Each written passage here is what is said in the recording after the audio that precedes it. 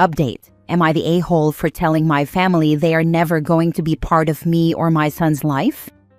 Original post. In 2020, I, 30 male, did something horrible to my family by stealing from them to fund my addiction.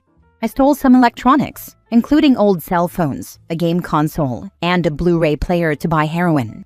I cannot and will not justify these actions and fully accept them as my own and their consequences.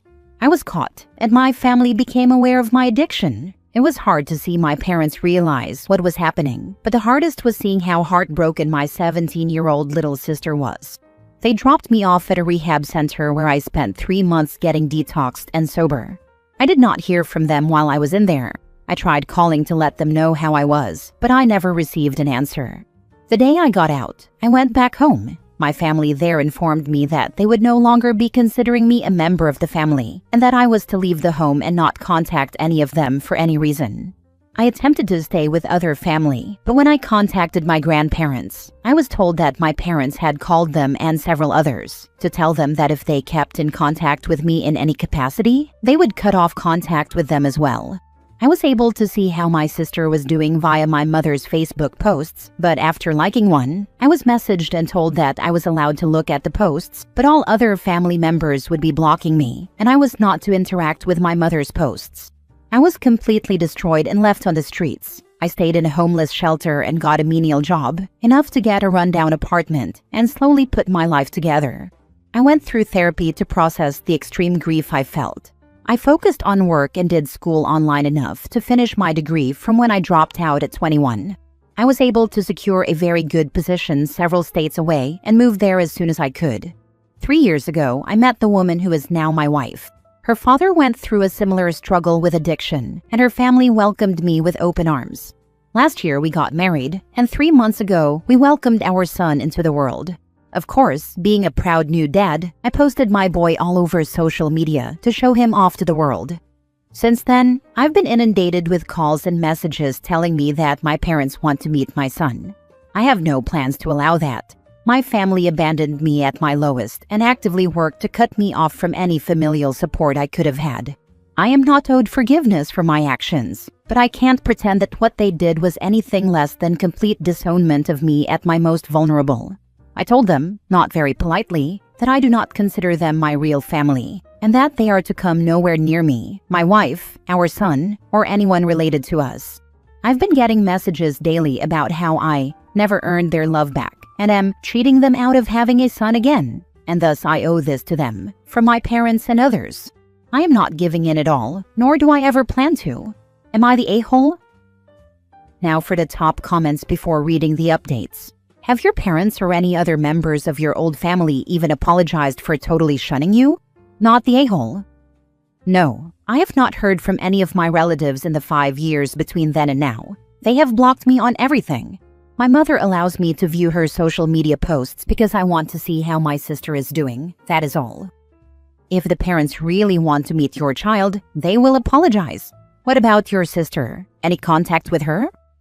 No, my sister has not been allowed to have any social media since she was young, and so she does not use it as an adult. I see events like her college graduation and birthday updates on my mother's Facebook, and that's all. She has not reached out to me. Edit/mini update. There's been a lot of replies along a broad spectrum of opinions and takes. I may not have replied to them all, but I did read them all. For now, I am stepping back. My wife and I have decided that we are going to speak with my parents via a video call and discuss the past 5 years and where everyone stands as of today to gauge where we all are and decide how to move forward. I'll be taking everything I've read here into consideration in how I decide to approach this situation. I've seen a lot of people wanting updates. I will post an update on this when the dust has settled and I can say with some certainty what's going to be happening. Thank you all for your words of kindness and otherwise. Every one of them is appreciated. Now for the update 2 weeks later. A little bit back, I posted a thread on this sub. I want to thank everyone for their words, both kind and unkind. I look back on that post and feel like I did not hit the mark in some areas for how I expressed myself and the situation, and so it was interpreted in wildly different ways by different people. I initially wanted to address those, but to be honest, I'm ready to leave this behind, so I'm not going to do that. The only thing I will add clarity to, since it came up several times, my family did not pay for my stay in rehab.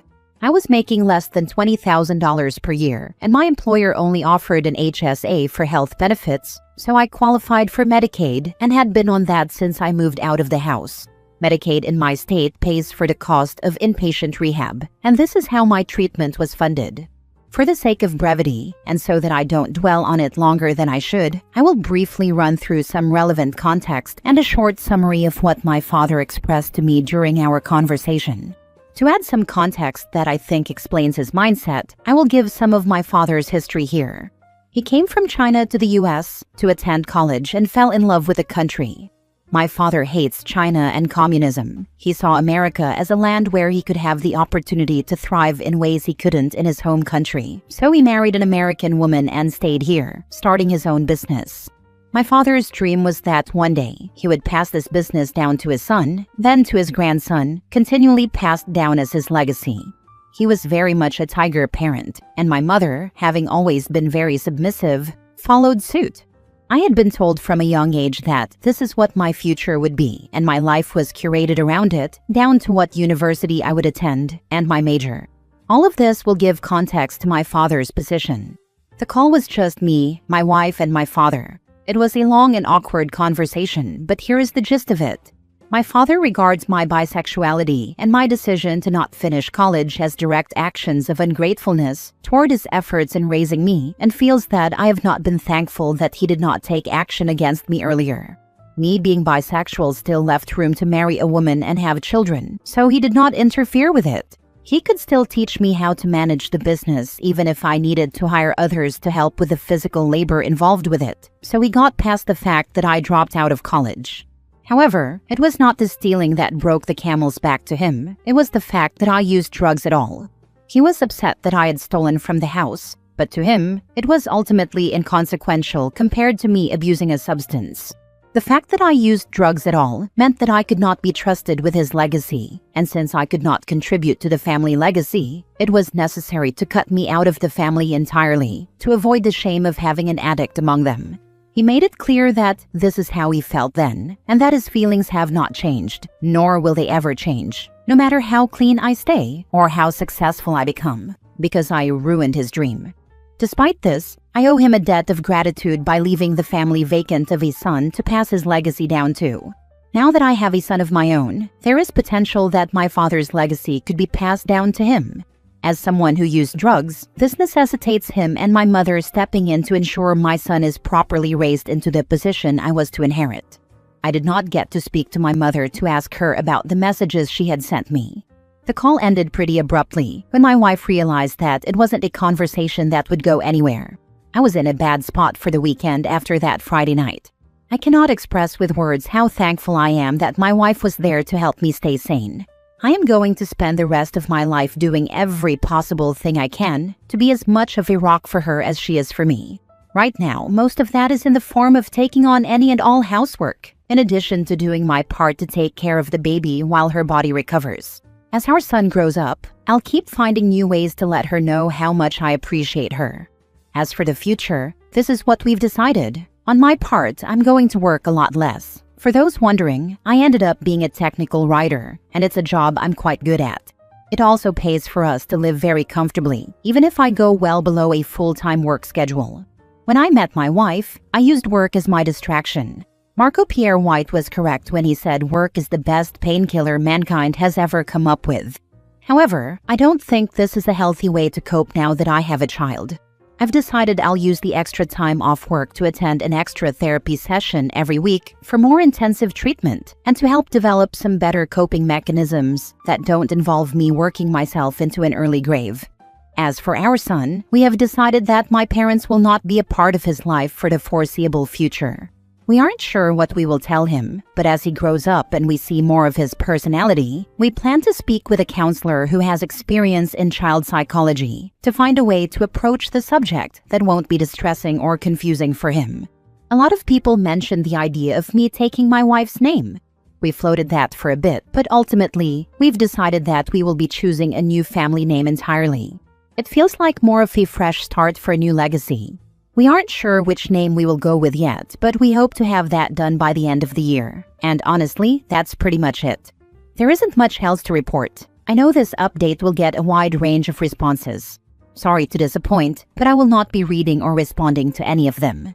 I know the man I've become. I know I am a capable father and loving husband. I know I have a disease that puts me at a disadvantage when it comes to anyone's trust or respect because of my choices in the past. And I know that despite them, I will continue to be the best man I can be for my family. And as much as I appreciate all the responses, I don't need to hear strangers on Reddit praise or condemn me to know that it's true. I'm going to log out of this account after posting this, and I will not be logging back in. Thanks for reading. Next story. Update. Am I the a-hole for calling my brother selfish for refusing to split our inheritance with our stepsister? Original post. My father died recently and left everything to my brother and me. My dad got serious with my stepmother when I was 11. My dad has raised my stepsister since she was 6, and even though I was 11, I came to see and call my stepmother my real mom, and I know my sister feels the same about dad. When mom died, she left everything to him, and I don't know why, but dad changed his will to leave everything to me and my brother. My brother and I were always accepted and treated equally by her and her family. Our grandparents on her side have always treated us equally and definitely included us as equal grandchildren. Obviously, my sister was really hurt. She saw him as her real dad and thought he saw us as equal, but apparently he didn't. So I tried to talk to my brother, and we should give her her third, even if dad didn't include it. He refused because it's not what dad wanted. She could inherit from the rest of her family and whatnot. But I think it's unreasonable and unfair. I mean, it includes assets and money originally from mom. Plus, mom's will stated that if dad died before her, it would be split among us equally. She didn't just favor her biological daughter over us. I got upset and called him greedy and selfish for going along with excluding her. We had a big fight after that, and my fiancé thinks I'm in the wrong. She thinks I should accept their choice and do what my father wanted. That I'm being an a-hole by insulting my brother and disagreeing. I can't agree. It feels like I'm betraying my sister and mom. Am I really the a-hole here? Edit for clarity. By my mom left everything to dad, I was referring to my stepmother, whom I earlier said was my real mom and have only referred to. Sorry if it was unclear. Now for the top comments before reading the update. Nobody is stopping you giving a share based on half of what she would have gotten, but you can't force your brother to. If it means that much to you, then of course you'll split your share. If your brother ever changes his mind, he can give her the portion of the third he currently has. Lead by example, and if he doesn't follow, that's his prerogative. No, you're not the a-hole, unless there was a really good reason your father cut her off. Otherwise, he decided to steal her inheritance from her, and she deserves restitution. If he has any, he never told us. As far as I knew, he was treating her as a daughter until he died. I mean, hell, I used to half-jokingly call her his favorite. Hold on, was it originally your stepmother's money? Whose money was it originally? Also, what country are you in? I'm in the US, and in my state, depending on these circumstances, she would have a legal claim. Need clarification. I'm from Australia. To my understanding, she doesn't fit the criteria for family provision, since she's not dependent on him, so I don't think she can contest the will. And it includes my stepmother's money. My bio mother is still alive and no inheritance yet. Not that I really want any from her. Depending on the state, she would be able to make a claim. In New South Wales, it's called the Family Provisions Act, which she should fall under as she was a dependent on his household from a young age. I've seen successful claims like this many times in my line of work. I would recommend she consult with a lawyer, as she'd likely get something by trying, even if it isn't the full third. Most solicitors would do the initial consult for free, and there are plenty of no-win, no-fee places out there. Yeah, but she's not dependent currently. My basic understanding is that you kind of need more of a reason than just being their kid, especially as a stepchild, if you're like a non-student adult. Granted, my focus was not in family law. I did an elective on succession law like a decade ago, so might have changed since, or I've just forgotten. Otherwise, I can consider it, though admittedly I would rather not get lawyer involved.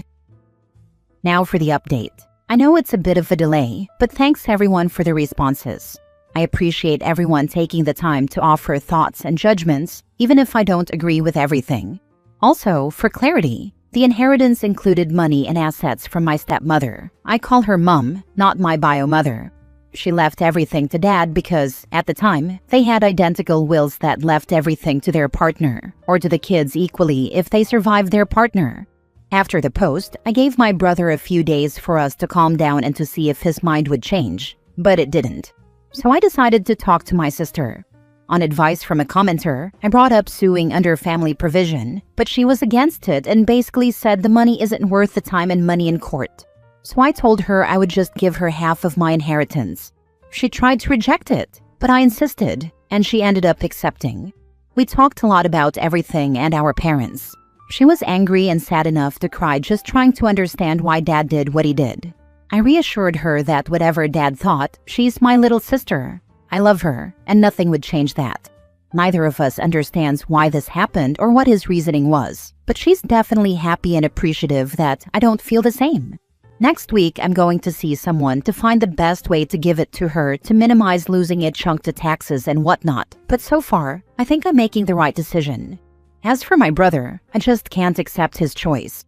With how many people thought I was overreacting or wrong to expect him to do differently, maybe I'm being unreasonable.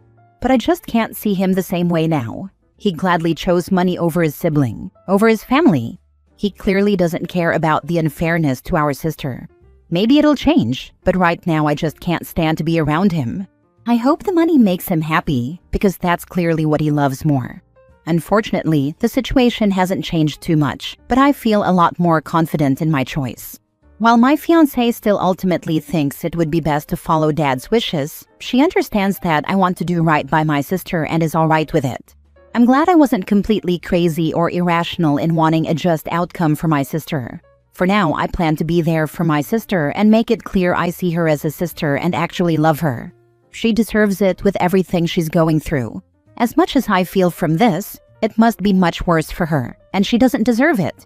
Thank you all for the responses, judgments, and advice. Your brother is showing you exactly who he is, and you should believe him. Good on you for doing right by your sister. That takes actual character. The money will be gone eventually, but she'll always remember you had her back when it mattered. Thanks. While there is a small part of me that hesitated, that's how most of me feels. I definitely hope she realizes how much she means to me. I guarantee she realizes how much she means to you. Actions always speak louder than words. You gave up half of your inheritance to her because it was right. Your brother is an a-hole here, particularly when some of her own mother's assets are in the estate. I would not talk to your brother going forward, or if you do, don't ever trust him with anything. He's shown in the end that he's a selfish individual. Thanks, I hope you're right. But given I honestly thought she was Dad's favorite, I can understand if she doesn't fully accept it straight away. Like she's clearly appreciative, but I'd understand if a part of her was wary,